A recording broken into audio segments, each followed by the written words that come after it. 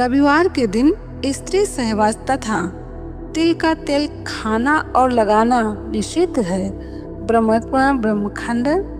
रविवार के दिन मसूर की दाल, अदरक और लाल रंग का साग नहीं खाना चाहिए। ब्रह्मपुराण श्री कृष्ण खंड में वर्णन है। रविवार के दिन कांसे के पात्र में भोजन नहीं करना चाहिए। ब्रह्मपुराण श्री कृष्ण खंड में वर्णन है। स्कंद पुराण के अनुसार रविवार के दिन बिल्व वृक्ष का पूजन करना चाहिए। इससे ब्रह्म हत्या आदि महापाप भी नष्ट हो जाते हैं। वैदिक पंचांग। माघ मास की अंतिम 3 तिथियां दिलाए महापुण्य पुंज 10, 11 एवं 12 फरवरी को माघ मास की अंतिम 3 तिथियां हैं। माघ मास के शुक्ल पक्ष की अंतिम 3 तिथियां त्रयोदशी से लेकर पूर्णिमा तक की तिथियां बड़ी ही पवित्र और शुभ कारक हैं। जो संपूर्ण माघ मास में ब्रह्म मुहूर्त में पूर्ण स्नान, व्रत, नियम आदि करने में असमर्थ हो, वो यदि इन 3 तिथियों में भी उससे करे तो पूरा स्नान का फल पा लेता है। वैसे तो माघ मास की हर तिथि पूर्णमयी होती है और इसमें सब जल गंगा जल के समान होता है।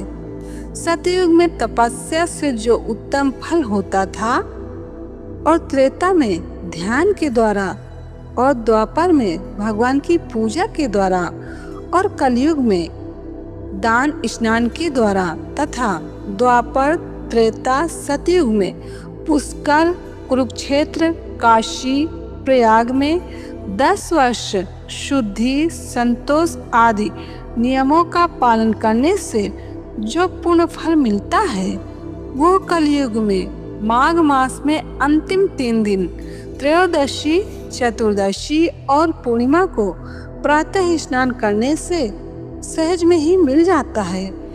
इसलिए इन 3 दिनों को व्यर्थ में यूं ही मत गंवाना, इसका अच्छे से लाभ उठाना। माघ मास प्रातः स्नान सब कुछ देता है। आयुष्य लंबी करता है, अकाल मृत्यु से रक्षा करता है, आरोग्य देता है, रूप देता है, बल देता है, संतान की वृद्धि, सदाचरण और सत्संग देता है।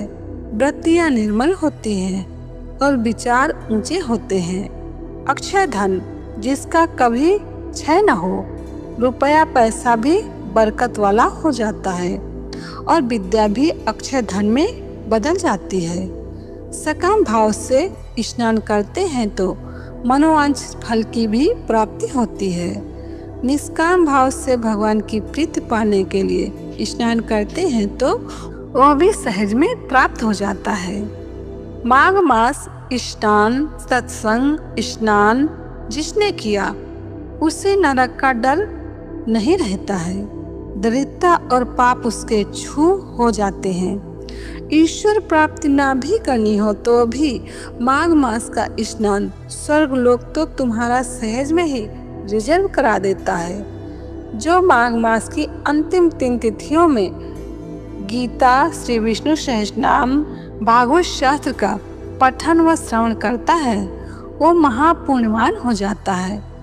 स्कंद पुराण एवं स्रोत ऋषि प्रसाद में वर्णन है। वैदिक पंचांग।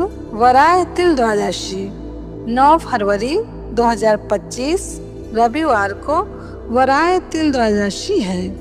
तिल का उपयोग करें स्नान में, प्रसाद में, हवन में, दान में और भोजन में। और तिल के तेल के दिए जलाकर संपूर्ण व्याधियों से रक्षा की भावना करोगे तो ब्रह्म पुराण कहता है कि तुम्हें व्याधियों से भी रक्षा मिलेगी। पूज्य बापू जी। वैदिक पंचांग। प्रदोष व्रत।